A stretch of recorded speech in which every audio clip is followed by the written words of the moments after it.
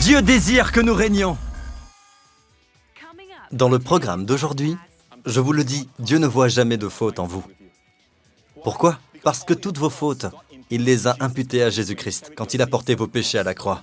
Et toute la bonté et les mérites, la valeur et la justice de Christ, Dieu les a imputés à votre compte. C'est cela l'Évangile. Ce n'est pas une religion, c'est la bonne nouvelle. Aujourd'hui, avec le pasteur Joseph Prince, je veux partager avec vous aujourd'hui quelque chose qui, je le crois, va vous bénir et vous aider à voir votre Père Céleste de façon différente, à mieux apprécier notre Seigneur Jésus et à voir vos prières exaucées. Je vais essayer, par la grâce de Dieu, de détruire toutes les idées fausses que vous pourriez avoir, surtout dans le domaine de la prière. Vous savez à quel point l'Église a souffert du manque de prière. Sans parler des gens dans l'Église, parmi les chrétiens, qui disent aux autres que la raison pour laquelle le Seigneur ne répond pas à leurs prières, c'est à cause de ceci ou de cela. Ils placent tant de fardeaux et d'obstacles sur le chemin que les gens cessent tout simplement de prier. Parce que si Dieu va voir en moi des fautes quand je prie, comment pourrais-je voir ma prière exaucée? À quoi bon prier alors? Vous voyez, les gens ont des idées qui diffèrent. Vous vous souvenez tous du message que j'ai prêché intitulé « Pourquoi prier ?» Pourquoi prier si Dieu est omniscient? Pourquoi prier si Dieu sait déjà tout? N'est-ce pas? Le problème, c'est que ce genre de raisonnement, ce genre d'idées fausses, de fausses croyances, feront que vous ne prierez pas, parce que vous direz « Dieu sait de quoi j'ai besoin de toute façon ». Dans Matthieu 6, dans le Sermon sur la montagne, Jésus a parlé de la prière. Regardez ici, il dit « Ne les imitez pas », c'est-à-dire les membres des autres peuples, car votre Père sait de quoi vous avez besoin avant que vous le lui demandiez. À cause de leur façon de raisonner, les gens disent « De toute façon, mon Père connaît tous mes besoins avant que je demande, alors pourquoi prier ?» Pourtant, le verset suivant dit « Voici donc comment vous devez prier, parce que le Père connaît tous vos besoins. » Voici donc comment. Il ne dit pas « donc il ne faut pas prier ». Il n'a pas dit « à cause de cela, ne priez pas ». Au contraire, il dit « parce que votre Père sait de quoi vous avez besoin avant que vous le lui demandiez, demandez-le ». La question, c'est, si vous voulez l'avoir, il vous faut montrer à Dieu que vous le voulez. Ouvrir la bouche, ouvrir les mains, c'est cela, prier. Dans 3 Jean 2, nous avons vu, la semaine dernière, que Jean est maintenant un homme âgé. Celui qui se penchait sur la poitrine de Jésus quand il était adolescent, l'un des 12 disciples, celui qu'on appelle le disciple que Jésus aimait. Ici, il est vieux. C'est un des disciples qui a vécu le plus longtemps. Il n'a jamais subi le martyre, il est mort de vieillesse. Et tout simplement parti retrouver Jésus. C'est donc dans son grand âge qu'il a écrit les épîtres de Jean. Il a aussi écrit l'évangile de Jean, vous le savez tous. Mais ici, ce sont les épîtres, 1 Jean, 2 et 3 Jean. Dans 3 Jean, il est près de la fin. On peut dire que le dernier, c'est le livre de l'Apocalypse. Mais à ce moment de sa vie, il connaît la volonté de Dieu. Et pourtant, Jean, qui est maintenant âgé, qui a suivi Jésus pendant tant d'années, qui connaissait le cœur du Seigneur parce qu'il avait l'oreille penchée sur le cœur de Jésus, qui connaissait l'Urim et le Thummim, les lumières et les perfections. Voici ce qu'il a dit. Bien-aimé, il s'adresse à nous. Il ne parle qu'aux croyants, pas aux gens du monde. Bien-aimé, je souhaite que tu prospères à tous égards. Et il continue. Et sois en bonne santé, comme prospère l'état de ton âme. Alors, ceux à qui il écrit, leur âme était-elle déjà prospère? Oui. Comme prospère l'état de ton âme est écrit au présent. Cela signifie que leur âme était déjà prospère. Il a quand même prié, rien d'automatique, il a prié. Je souhaite que tu sois en bonne santé, comme prospère l'état de ton âme. Remarquez que la santé et la prospérité dans ce verset sont évoquées par un homme qui connaissait les battements du cœur de Jésus. Voici donc le principe. La première des fausses idées que je veux sortir de vos pensées est celle-ci. Si Dieu sait déjà tout, pourquoi prier? Et si mon âme est déjà prospère, que je vais à l'église tous les dimanches, que j'écoute les sermons du pasteur Prince, que je lis ses livres, etc., mon âme est prospère. Oui, mais quelquefois, il y a un blocage, d'où qu'il vienne, que ce soit un blocage d'origine satanique ou autre. Priez, priez! Père, grâce à Jésus, mon âme est prospère, merci pour cela. Maintenant, fais que ma santé prospère, que je prospère dans toutes les sphères de ma vie, Seigneur.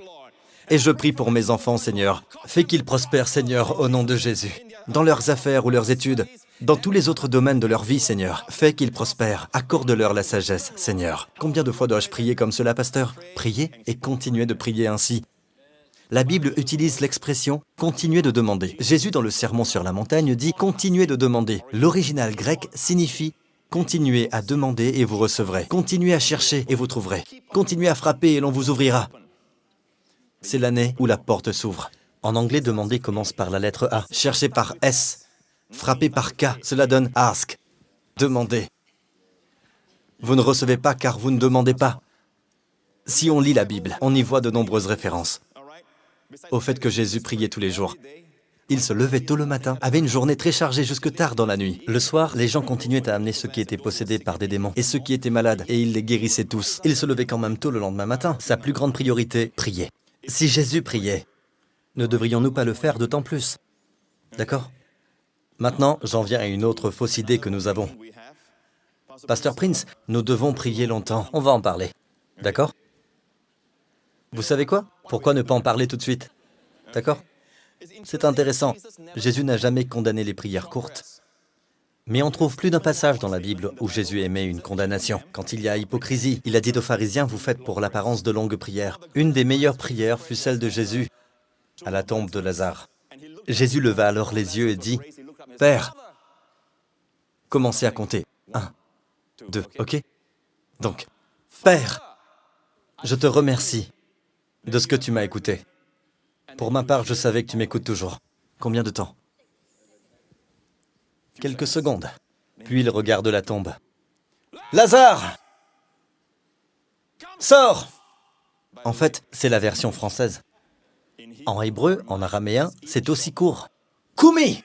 Un seul mot. Ok? Toutes les prières de Jésus sont courtes. En fait, plus nos prières sont courtes, plus nous le laissons être grand. Nous disons, tout dépend de toi, Seigneur. Les gens disent, vu ta situation, oh là là, il va falloir prier fort. Tu dois prier fort, je suis désolé, mon vieux. Oh là là, cette fois, t'as intérêt à prier fort. Laissez-moi vous dire, priez fort ou non, cela ne dépend pas de vous. D'accord? Cela dépend de celui que vous priez. Amen. Donc la Bible dit, Jésus dit en Matthieu 6, ne les imitez pas, on vient de le voir, regardez le contexte. Les versets qui précèdent, lorsque tu pries, ne sois pas comme les hypocrites. Ils aiment prier debout dans les synagogues et au coin des rues pour être vus des hommes. Jésus dit, je vous le dis en vérité, ils ont leur récompense. Mais toi, quand tu pries, entre dans ta chambre, ferme ta porte et prie ton Père qui est là dans le lieu secret. Et ton Père qui voit dans le secret te le rendra. Il vous le rendra comment? Il vous récompensera de quelle façon? Aussi en secret? Non. Dites-le. Criez-le. Ouvertement. Ouvertement. En priant, regardez bien, en priant, ne multipliez pas de vaines paroles comme les membres des autres peuples. Ne multipliez pas de vaines paroles comme les païens. Ils s'imaginent en effet qu'à force de paroles, ils seront exaucés. Vous savez, les gens s'imaginent qu'à force de paroles, ils vont obliger Dieu à agir. Non, laissez-moi vous dire, Dieu s'est senti poussé à nous donner le plus grand des cadeaux, bien avant que quiconque lui demande d'envoyer son Fils. D'accord? C'était le plus grand des cadeaux. Le plus grand cadeau, la plus grande bénédiction. Vous me suivez?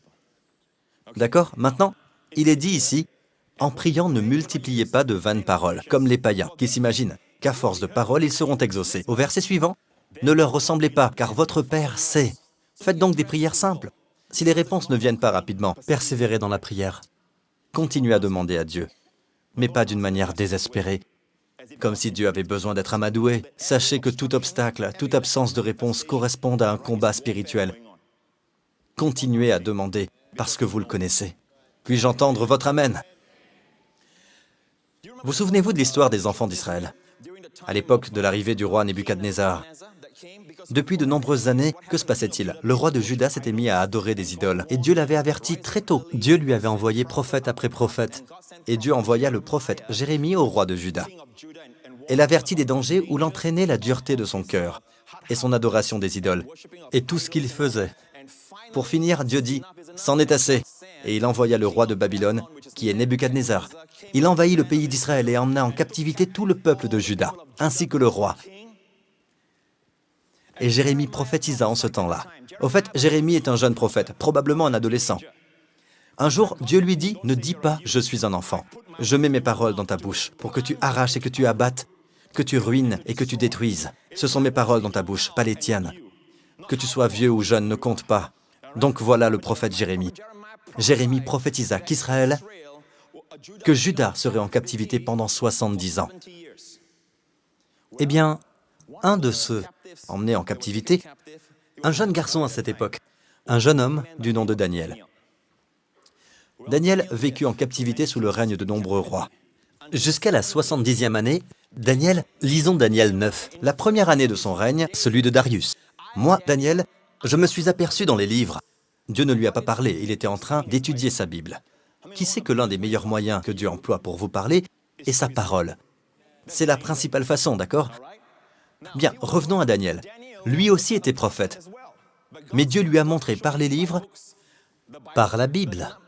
Je me suis aperçu dans les livres que le nombre d'années indiqué par l'Éternel au prophète Jérémie pour la durée de la dévastation de Jérusalem était de 70. Vous savez en quelle année on était? La 70e année. Quand il a lu Jérémie, quand Daniel a lu la prophétie de Jérémie, c'était déjà la 70e année que Juda était en captivité. Autrement dit, on peut se dire « Alléluia, c'est la dernière année. On va rentrer, n'est-ce pas ?» Mais regardez les versets suivants. Alors, Daniel dit « Je me suis tourné vers le Seigneur Dieu en le recherchant avec des prières et des supplications, en jeûnant et en me couvrant d'un sac et de cendres. » Autrement dit, même si Dieu a promis que la captivité ne durerait que 70 ans, il ne s'est pas assis sur son fauteuil à bascule en disant « Que sera, sera ?» Ce qui doit arriver arrivera. Non, il a prié que cela arrive. Pourquoi? Parce que Dieu aime la participation. Dieu prend les ailes de votre prière pour vous envoyer les réponses.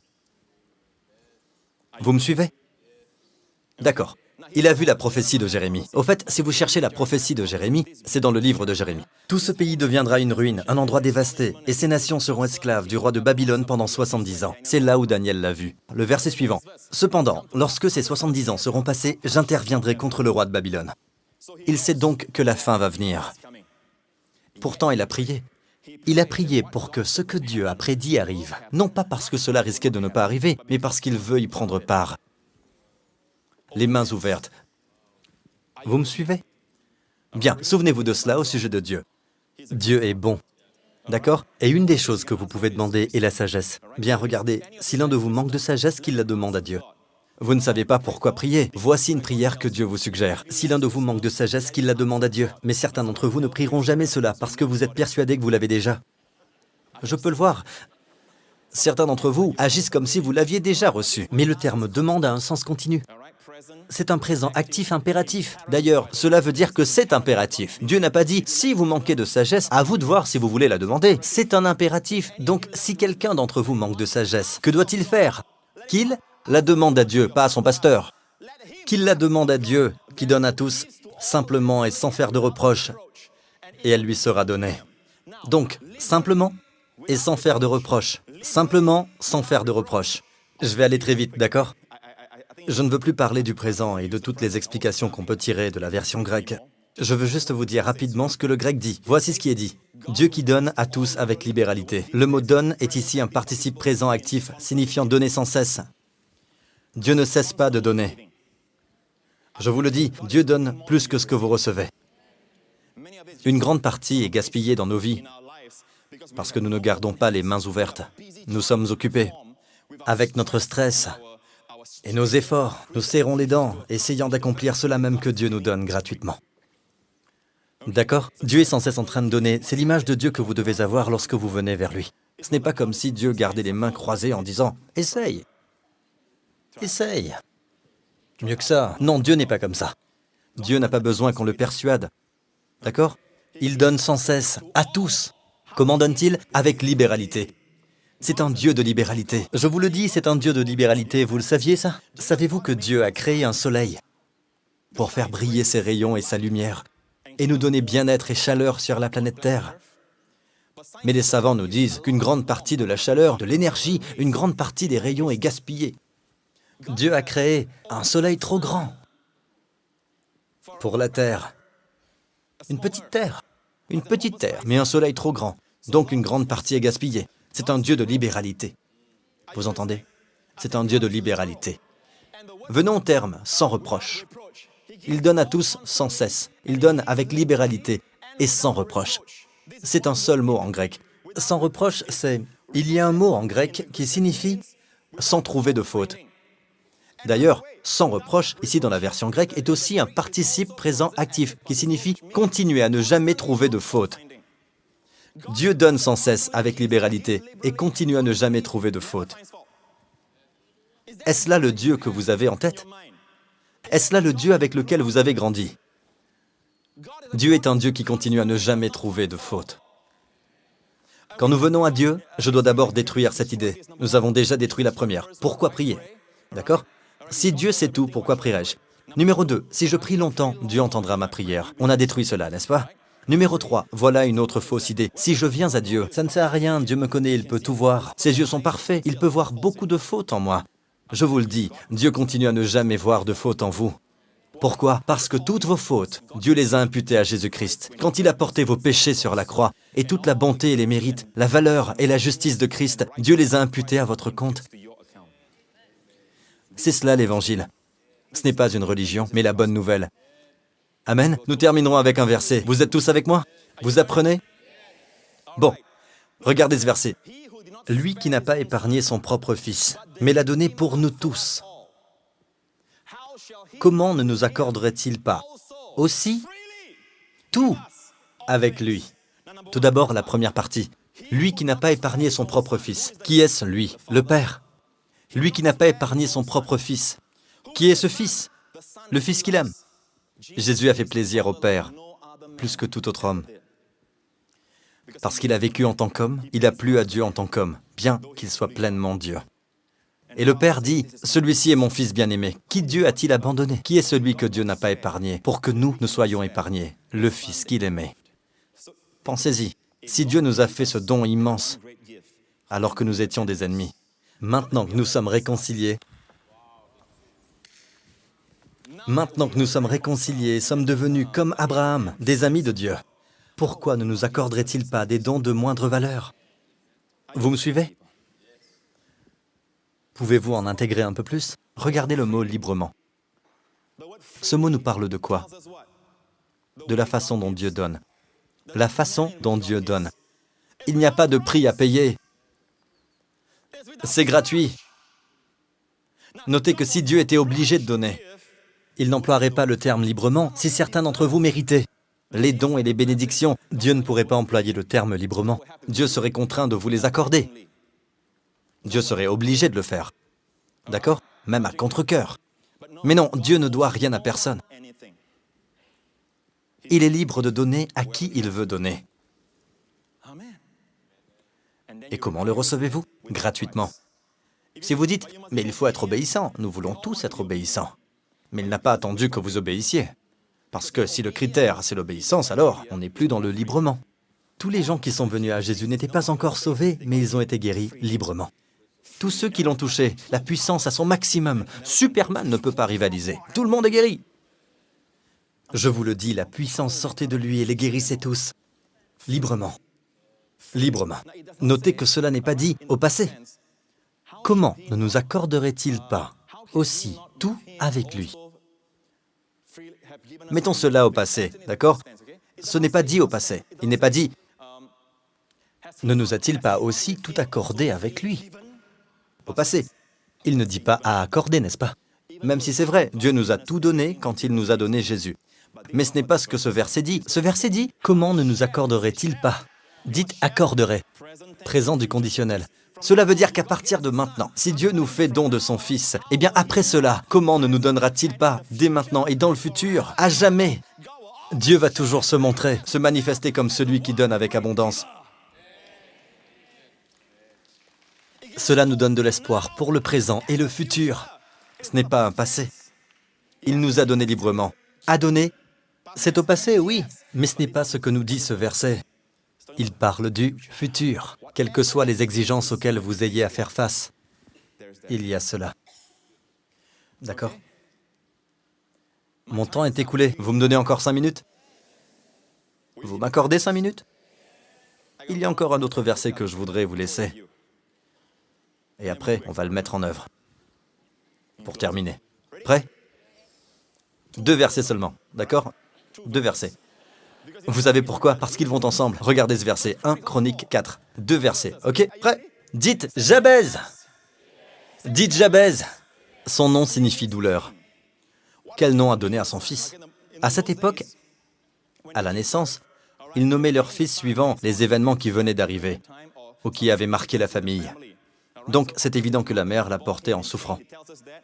Et Jabez était plus considéré que ses frères. Et sa mère l'a appelé Jabez. En hébreu, Jabez, qui veut dire douleur. Elle déclare « Je l'ai porté dans la peine ou la douleur ». Pauvre garçon. Toute son enfance, on l'a appelé « Hé, douleur, frappe un bon coup !» Hé les gars, je suis ici avec douleur.